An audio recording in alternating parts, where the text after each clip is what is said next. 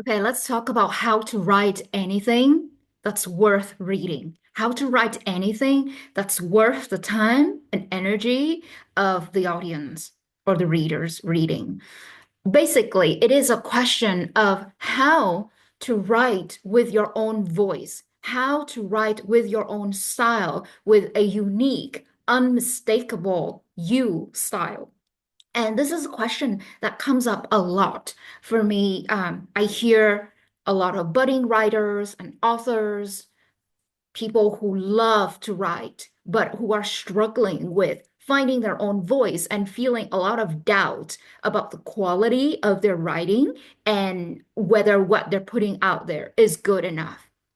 So I want to break down to you the three phases, the three stages of finding your own voice so that you can actually write something that's worth reading. Um, I have been a writer my whole life. I love writing. I write prolifically. I've started writing, I think, since I was 6 or 7.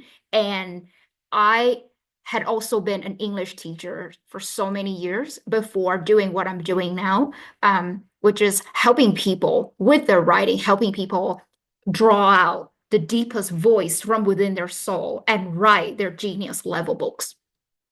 So there are three phases that someone would go through when they want to write something, or when they want to be a great writer, when they want to write something that's worth reading. The first phase is when you're just finding your feet, you're just feeling into it, you're just writing whatever um, you're just trying, experimenting. And at this phase, it's very likely that you are reading a lot.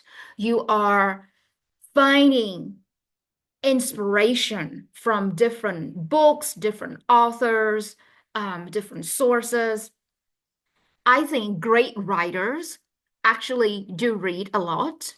I'm not saying this is a truth, but it does feel like when you love reading, it comes very natural that you also love writing. And when you love writing, it comes also very natural that you love reading. So for me as a child, anywhere I go, if I were to go with my parents to someone else's house, if there is like a party or a gathering for the adults, I would like disappear into a room and I would find some books lying around and I would just be having my nose in that book.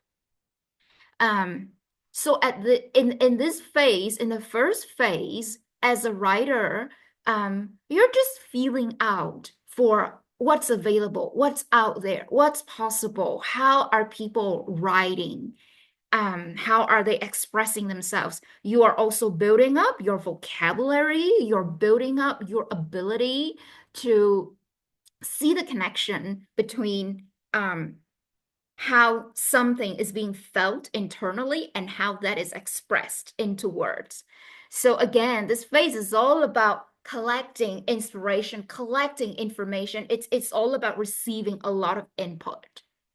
And then you move to the second phase as a writer. So in this phase, it's all about trying out different style and seeing what works for you. Um, I I have a metaphor here actually. So I see the connection between this and cooking a lot.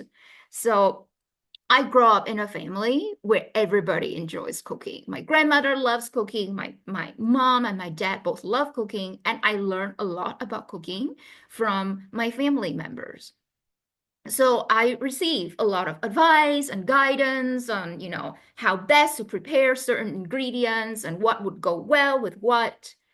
But when it comes to my own cooking, after having received all of those inspirations and advices and guidance, I need to try it out for myself and kind of like finding my own style, finding my own way of cooking. Like, okay, it's the same with writing. So in this second phase, after having received all of those different inputs and resources and guidance, you are now, as a writer, you are kind of like finding your own flair. You're finding your own voice. Wow. I have. A dragonfly on my fingers. Okay, I can't move this hand now. It's gonna have to stay like this. All right. I'll just keep this hand here. I hope it doesn't look so weird. Wow. He or she has something really important to say. Anyway, I'll just move. Oh, okay. He or she's gone. Um, so where was I? Okay, so in this second phase, you're trying things out to see what works for you. Maybe you try writing in one voice. Maybe you try writing in another voice. Maybe you try shorter or longer paragraphs. Maybe you try at a different pace, a different rhythm. It's all about experimenting and exploring to see how it feels to you, how it looks on the page to see if this resonates with you. Does this feel like me? Do I like this? How do people receive this? And you're just receiving feedback. You're getting feedback from all of those explorations and experiments. And then if you move through the first and second phase properly, and I don't know if everyone would eventually arrive at the third phase, but the third phase is actually coming to a place where you have such a unique and distinct and clear voice that is so different from everyone else, but it's not even about being referenced to or compared to anyone else. But when someone reads your work, they just know, oh, this is your work. Like, when you're looking at a painting by Van Gogh, it's very damn clear. Oh, this is a Van Gogh painting. Like if I were to look at that painting, I was like, oh yeah, I haven't seen this painting before, but I know it's Van Gogh's painting. He has a very distinct style. Same with, looking at Claude Monet painting, impressionistic style. That's kind of like my favorite school of painting style. Or looking at this like squiggly lines, like, oh, it's Kandinsky, right? Or if you're listening to a piece of music, I am not like a classical music composer, I'm not a musician, but I'm sure if you're like a very experienced musician, you could hear the difference in, let's say, Mozart versus Bach versus Beethoven. It's the same with writing. When we read certain pieces of poetry or writing, sometimes we will say, oh, this sounds like Rumi. This sounds like Hafiz. Or this sounds like Anais Nin. This sounds like Henry Miller. Each of these writers has a very distinct and unique voice and style. Like the moment you read that on the page, you'll tell, oh yeah, it's that writer. So this is the third phase that a writer would arrive at.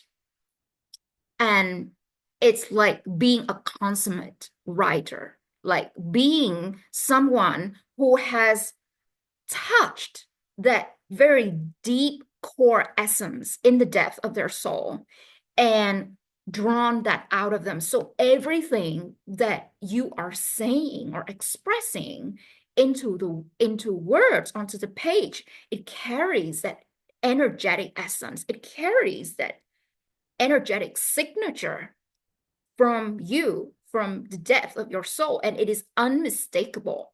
So this is all about allowing your energetic signature, allowing the signature of your energetic essence to be carried and brought forth onto the page. And of course, you do need to have a lot of practice and having experimented with different styles and having some familiarity with your own voice. But this, I would say, this is the third phase for a writer or an author to come to.